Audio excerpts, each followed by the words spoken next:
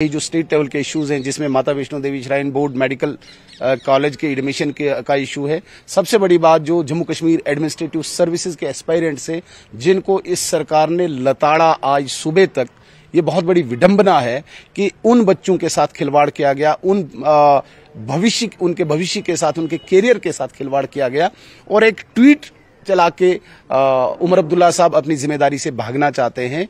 जिस व्यक्ति के ऊपर जम्मू कश्मीर के हर बाशिंदे की जिम्मेवारी है वो ट्वीट से सरकार चलाता है।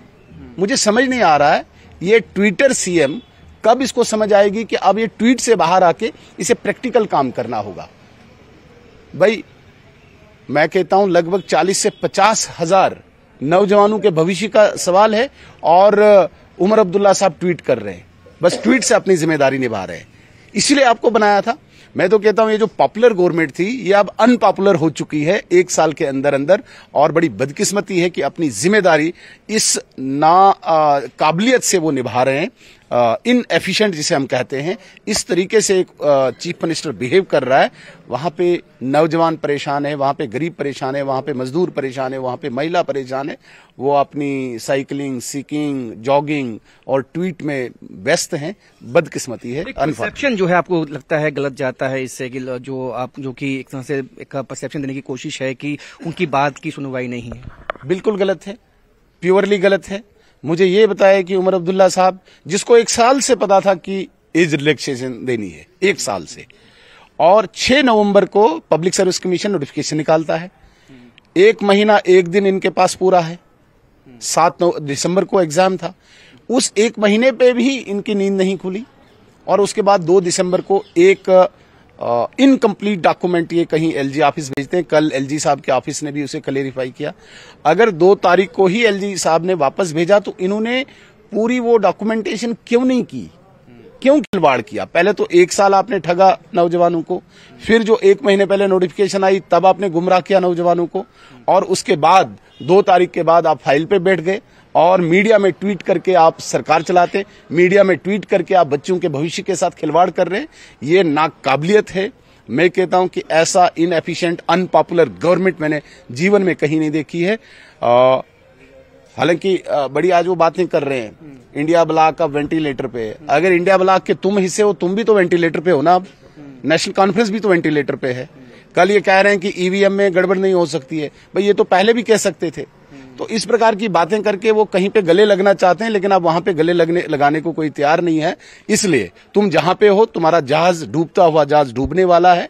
अनपॉपुलर जिसे कहते हैं, लोगों की इतनी नफरत 1 साल के अंदर उमर अब्दुल्ला सरकार को मिली है, मैंने कभी हिस्ट्री में नहीं देखा। Leader of opposition Sunil Sharma में मौजूद हैं। अहम मीटिंग पार्टी की जो है वो आज है और तमाम आपके जो सीनियर नेता हैं वो भी इस मीटिंग में शामिल हैं। कई अहम मुद्दे इस वक्त जो है सामने हैं। जेकेपीएससी के एग्जाम को लेकर विवाद हुआ, हालांकि एग्जाम आज हुआ। उसके साथ साथ माता वैष्णो देवी मेडिकल इंस्टीट्यूट का इशू है। क्या कुछ इस पे जो है इस वक्त मंथन बीजेपी में चल रहा है? देखिए, भारतीय जनता पार्टी की जो रूटीन अभी मीटिंग होने वाली है जिसमें पार्टी के ऑफिस बीरियर्स और डिस्ट्रिक्ट इंचार्जेस और को इंचार्जेस होंगे, वो पार्टी की रूटीन एक्टिविटी को रिव्यू करेंगे।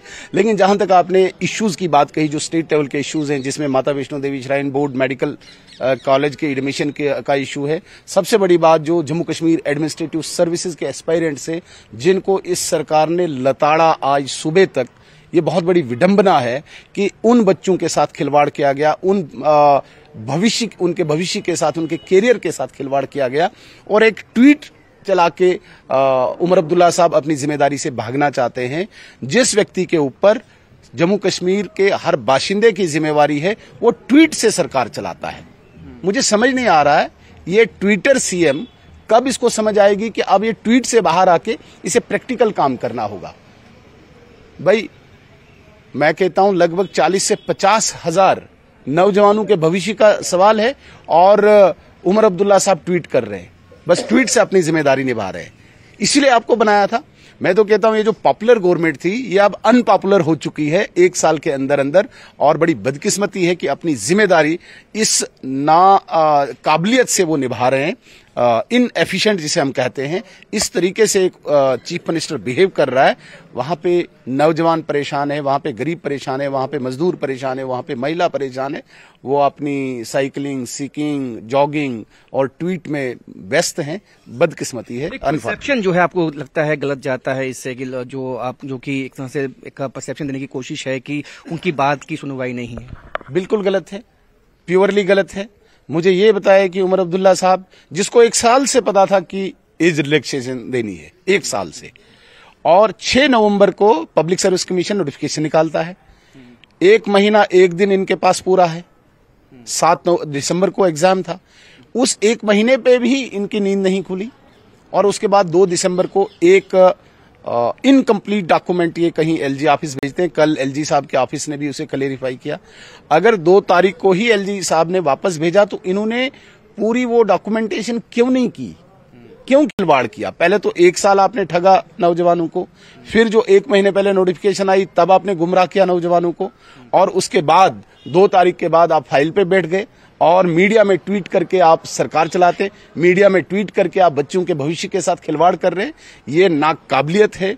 मैं कहता हूं कि ऐसा इनएफिशिएंट, अनपॉपुलर गवर्नमेंट मैंने जीवन में कहीं नहीं देखी है। हालांकि बड़ी आज वो बातें कर रहे हैं, इंडिया ब्लॉक अब वेंटिलेटर पे है। अगर इंडिया ब्लॉक के तुम हिस्से हो, तुम भी तो वेंटिलेटर पे हो ना। अब नेशनल कॉन्फ्रेंस भी तो वेंटिलेटर पे है। कल ये कह रहे हैं कि ईवीएम में गड़बड़ नहीं हो सकती है। भाई ये तो पहले भी कह सकते थे। तो इस प्रकार की बातें करके वो कहीं पे गले लगना चाहते हैं, लेकिन अब वहां पे गले लगाने को कोई तैयार नहीं है।